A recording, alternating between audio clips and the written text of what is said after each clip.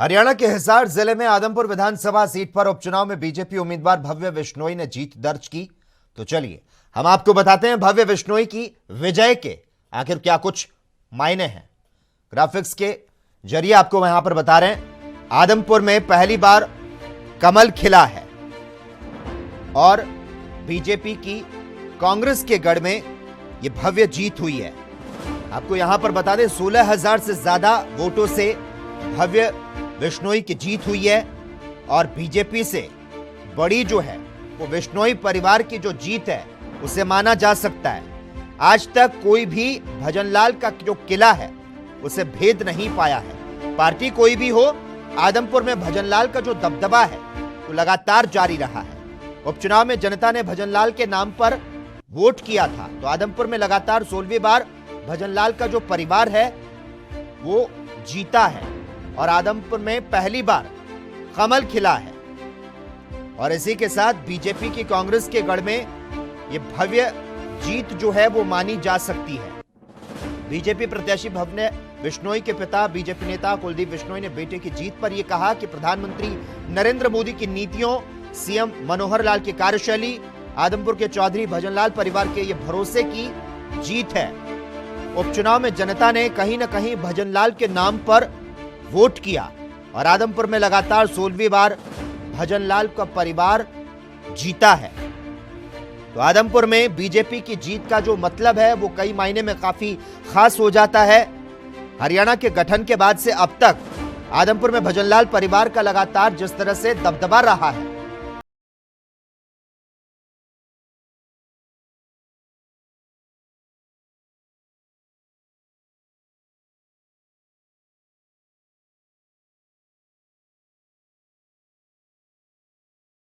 दबा रहा है, जो कि कांग्रेस के कद्दावर नेताओं में शुमार थे।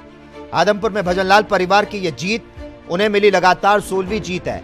और इस वक्त आप देख सकते हैं किस तरह से 13 राउंड में मतों की गिनती हुई। राउंड वाइज क्या कुछ इसमें रिजल्ट रहे वो हम आपको ग्राफिक्स के माध्यम से आपकी टेलीविजन स्क्रीन पर दिखा रहे हैं। मतगणना के पहले राउंड में बात करें तो भव्य बिश्नोई को 2,846 वोटों की बढ़त मिली थी। इसके बाद दूसरे राउंड में कांग्रेस उम्मीदवार जयप्रकाश को ज्यादा वोट मिले। जयप्रकाश दूसरे राउंड में 526 वोट से आगे रहे और इसके बाद भव्य की जो लीड है वो घटकर 1978 पर रह गई थी। लेकिन इसके बाद जो राउंड है वो बढ़ते गए और आप अपनी टेलीविजन स्क्रीन पर देख सकते हैं। तीसरे राउंड की यहां पर बात करें तो भाजपा के भव्य बिश्नोई को ज्यादा वोट मिले और उनकी जो लीड है वो बढ़कर 6,235 हो गई। चौथे राउंड में बीजेपी के भव्य बिश्नोई को 6,399 वोट से ये आगे हो गए और इसमें भव्य को कांग्रेस ने 164 वोट ज्यादा मिले। पांचवें राउंड में बीजेपी के भव्य बिश्नोई की लीड जो है वो बढ़कर 10,232 पर जा चुकी थी और पांचवें राउंड में भव्य को दूसरों के मुकाबले 3,833 वोट ज्यादा मिले थे। और इसी तरह से आखिर के जो राउंड की बात करें, 10वें राउंड में कांग्रेस के जयप्रकाश को ज्यादा वोट मिले और इसके बाद भव्य बिश्नोई की लीड कम होकर 17,300 पर रह गई। और फिर 11वें राउंड में भव्य बिश्नोई को 16,284 वोटों की लीड थी और 12वें राउंड की अगर बात करें तो ये बढ़ गई, यानी कि 16,388 पर पहुंच गई। और फिर 13वें राउंड में भव्य बिश्नोई 15,714 वोटों से जीत गए और इसी के साथ आदमपुर में पहली बार कमल खिला। बीजेपी की कांग्रेस के गढ़ में भव्य जीत हुई और 16,000 से ज्यादा वोटों से भव्य बिश्नोई ने जीत को हासिल किया। बीजेपी से बड़ी कहीं ना कहीं बिश्नोई परिवार की यह जीत जो है वो मानी जा रही है,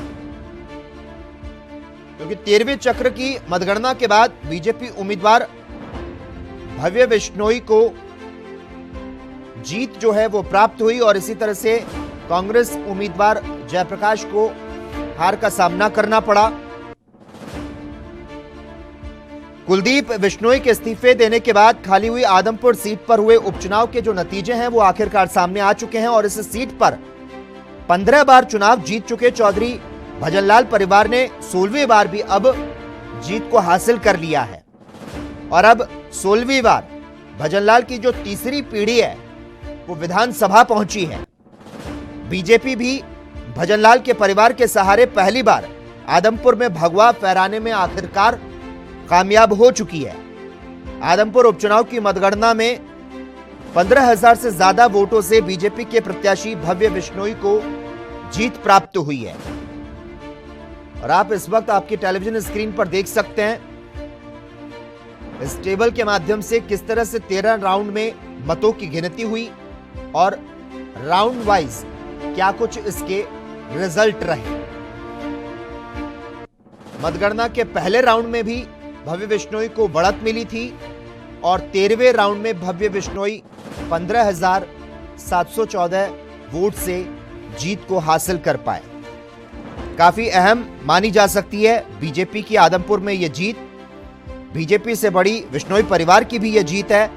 आदमपुर विधानसभा में भव्य बिश्नोई की जीत जो है वो बीजेपी से ज्यादा भजनलाल परिवार की जीत इसलिए है क्योंकि आदमपुर उनके किले का सबसे मजबूत और इकलौता मोर्चा है।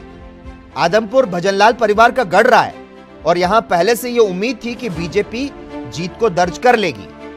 हां, इससे मनोहर लाल का उपचुनाव में हार का जो सिलसिला है वो भी यहां पर कहीं ना कहीं टूटा है क्योंकि इसके पहले उन्हें बड़ौदा और एलनाबाद विधानसभा उपचुनाव में हार का सामना करना पड़ा। फिर भी ये जो जीत है उनसे ज्यादा बिश्नोई परिवार के लिए काफी अहम मानी जा सकती है।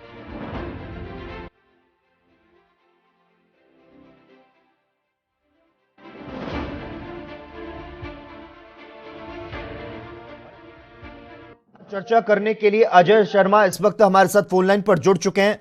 अजय शर्मा जी, बहुत बहुत स्वागत है आपका एएनबी न्यूज में। अजय शर्मा जी, क्या मेरी आवाज आप तक पहुंच पा रही है? हाँ, मैं सुन रहा हूँ आपकी आवाज को। अजय जी, बहुत बहुत स्वागत है आपका एएनबी न्यूज में। जी, बहुत बहुत धन्यवाद।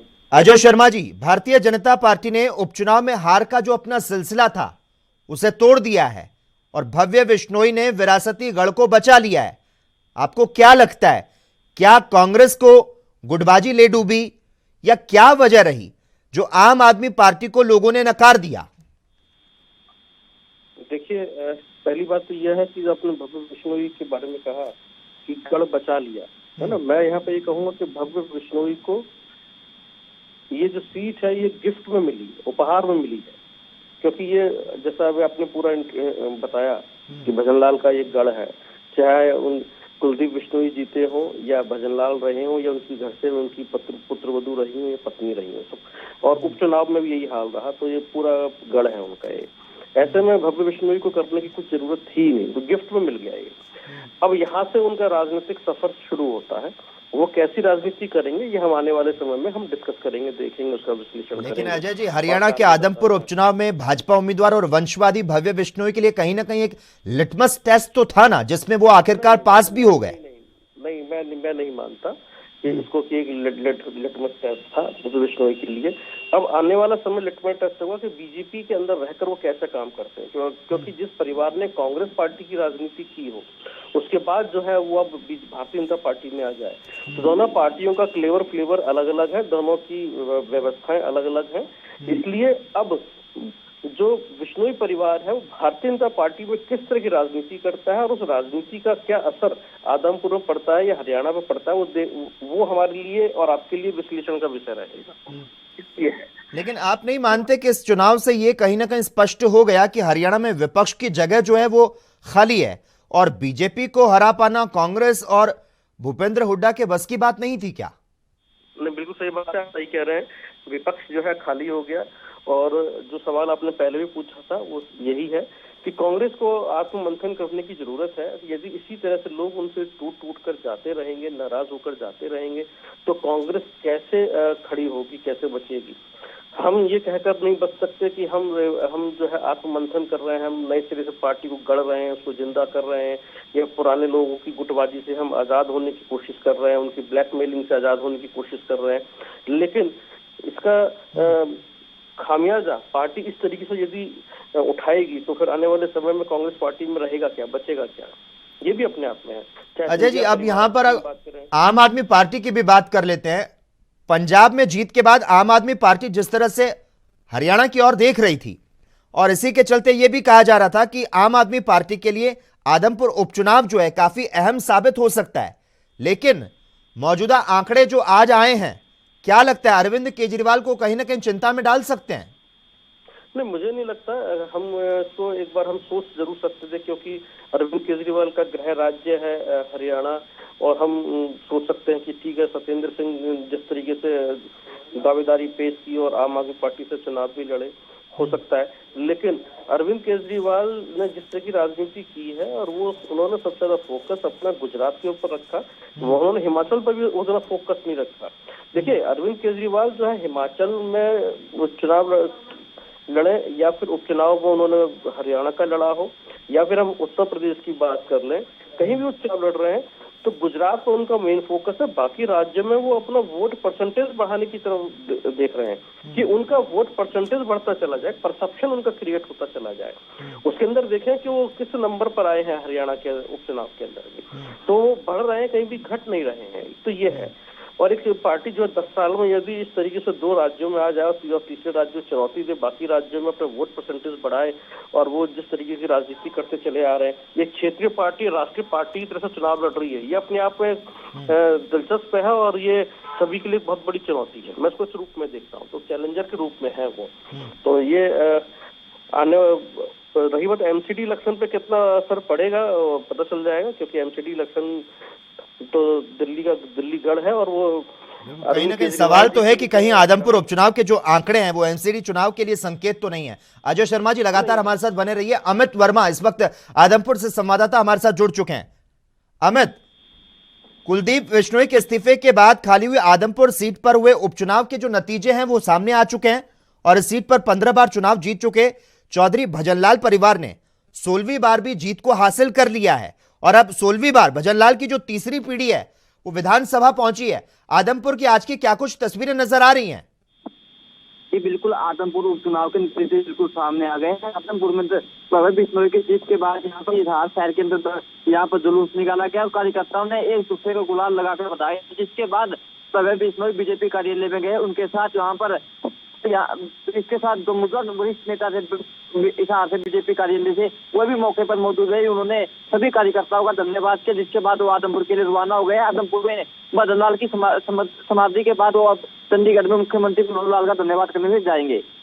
ठीक है, धन्यवाद अमित वर्मा जी। अजय शर्मा जी, आपका भी बहुत बहुत धन्यवाद हमारे साथ इस चर्चा में जुड़ने के लिए। तो बीजेपी भी भजनलाल के परिवार के सहारे पहली बार आदमपुर में भगवा फहराने में कामयाब हुई है। आदमपुर उपचुनाव की मतगणना में 15,000 से ज्यादा वोटों से भारतीय जनता पार्टी के प्रत्याशी भव्य बिश्नोई को जीत प्राप्त हुई है।